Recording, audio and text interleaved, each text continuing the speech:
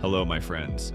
From the windswept plains of Texas to the misty highlands of East Africa, one group of animals stands out, not just for their impressive horns, but for their strength, resilience, and cultural meaning. Today, we dive deep into the world of Longhorn cattle, a breed group that's more than just muscle and horn. In the United States, Texas Longhorns roam proudly across ranches, a living symbol of the Wild West. In Uganda and Rwanda, the majestic Ankole Longhorn is a pillar of rural life. And in the green pastures of northern England, the English Longhorn thrives in conservation grazing. But that's not all. Later in the video, we'll take a sharp turn down under, where colorful flocks of parrots cause chaos on Australian farms. Yes, they may be cute, but they're costing farmers millions. If you enjoy stories like this, don't forget to like, subscribe, and hit the bell icon. It really helps us grow and bring you even more content like this.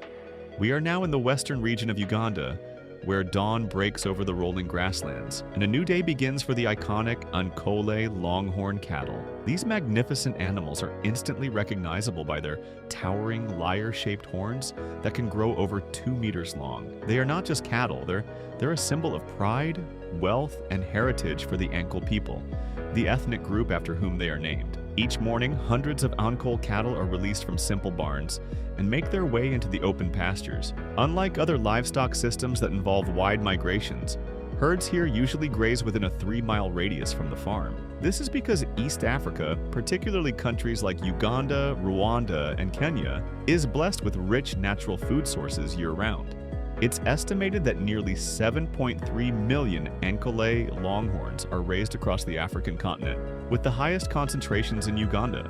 These cattle are raised not just for meat or milk, but also for cultural ceremonies, dowries, and as a form of savings. In fact, owning Ankole cattle is still considered a marker of wealth and social status in many rural communities. But these animals are not just valuable, they are also adapted to thrive in tough environments. They can handle long dry seasons, tolerate heat, and graze on poor quality forage that many other breeds would refuse.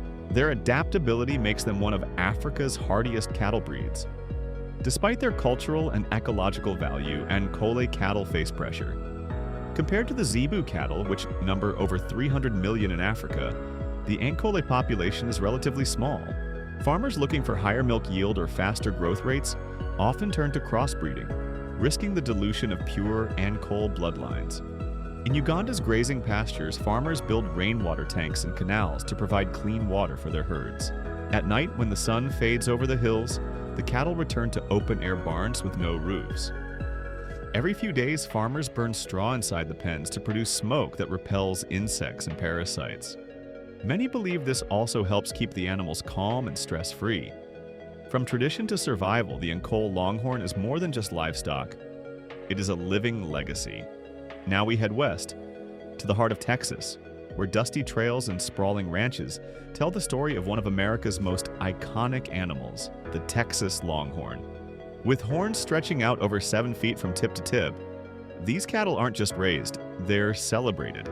The history of the Texas Longhorn begins more than 500 years ago, when Spanish explorers first brought cattle to North America. Over the centuries, these animals were left to roam freely across harsh terrains and unforgiving climates. The result? A breed that's tough, independent, and incredibly adaptable. By the 1800s, Texas Longhorns had become the stars of massive cattle drives that helped feed the growing cities of the American East. But by the early 1900s, this legendary breed was on the edge of extinction. More commercial cattle breeds had taken over the market. It wasn't until a few dedicated ranchers, and even the US government, intervened that the Texas Longhorn was pulled back from the brink. Today, they stand as living monuments to the spirit of the American frontier. According to USDA data, by the end of 2022, there were around 273,000 Texas Longhorn cattle being raised across the United States. As expected, many of them are found in Texas, with the largest single herd residing in Hill County, where one ranch keeps more than 420 Longhorns.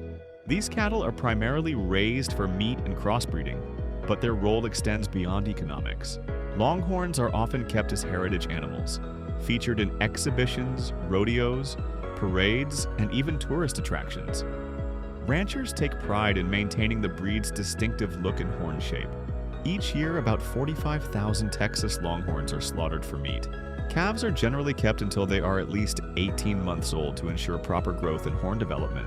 For many Americans, the Texas Longhorn is more than a cattle breed. It's a symbol of independence, survival, and the rugged character of the West.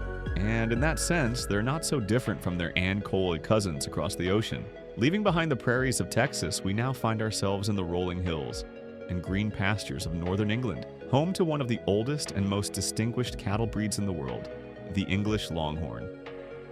This breed is easily recognized by its unique horn shape and a white stripe, or finching, that runs along its back. Calm in nature and strong in build, the English Longhorn is often seen grazing in lowland meadows, national parks, and conservation areas. Unlike its American and African cousins, this breed has a story deeply rooted in both agriculture and environmental stewardship. The breed was refined in the 18th century by Robert Bakewell, a pioneer of selective breeding. But despite its early success, the English Longhorn was almost forgotten by the mid-1900s, as more commercial beef breeds took over the market. By the 1970s, it was at risk of vanishing completely. That changed thanks to the efforts of the Rare Breed Survival Trust and the Longhorn Cattle Society, who worked with breeders to bring this majestic animal back into the spotlight. Today, it's still considered a rare breed, but its population is slowly increasing. Farmers and conservationists alike value it for its ability to graze on rough terrain, making it ideal for managing natural habitats and restoring overgrown landscapes. In terms of size, bulls weigh around 1,000 kilograms, while cows average between 500 and 600 kilograms. Though slower growing than commercial breeds, the English Longhorn is prized for its flavorful beef, excellent temperament, and resilience. This breed may not roam wild plains or feature in rodeos, but in its own quiet way, the English Longhorn plays a crucial role in preserving both biodiversity and British farming heritage. When we look at the Ankole, Texas, and English Longhorn side by side, we see more than just horns. We see stories of adaptation, identity, and survival. The Ankole Longhorn thrives under the African sun, known for its cultural value and ability to survive with minimal resources. In contrast, the Texas Longhorn represents the rugged independence of the American frontier, rescued from extinction and now a heritage icon. Meanwhile, the English Longhorn, though less flashy, plays a quiet but powerful role in conserving rural landscapes and traditional farming practices in the UK. Each breed is built for a different world. Ankole for resilience, Texas for symbolism, and English for sustainable land management.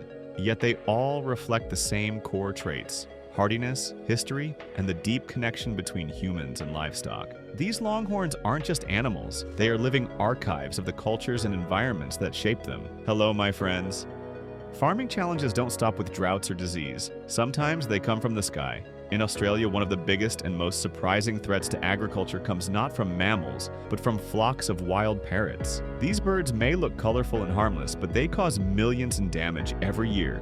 Australia is home to around 56 species of parrots, with an estimated 17 million individual birds across the country. Among the most notorious are the Gala cockatoo, sulfur-crested cockatoo, rainbow lorikeet, and the budgerigar. These parrots often gather in huge flocks, hundreds, even thousands strong, and when they descend on a farm, the impact is immediate and severe. Let's start with the Gala. These pink and gray cockatoos are found across Australia in all sorts of environments, from dusty hinterlands to lush suburban gardens. In places like Maranoa County, southwest Queensland, Galas regularly raid cattle ranches and grain farms. One flock near a local farm was estimated at nearly 300 birds. Their targets? Grains, seeds, fruit, and stored feed? Meant for livestock, their feeding habits aren't the only issue. Galas also nest in buildings, damage infrastructure, and create enormous messes with their droppings. The noise alone is enough to drive some farmers mad. Their sheer numbers overwhelm traditional deterrents. Now let's talk about budgerigars, better known as budgies. While many people keep them as pets, in the wild they behave very differently. Budgies usually live in flocks of about 100, but after the rainy season, those flocks can explode into thousands. These small birds are especially attracted to cereal crops like wheat, sorghum, and barley, especially during the milk or post stage of grain development, when the plants are most vulnerable. The damage caused by these birds is no joke.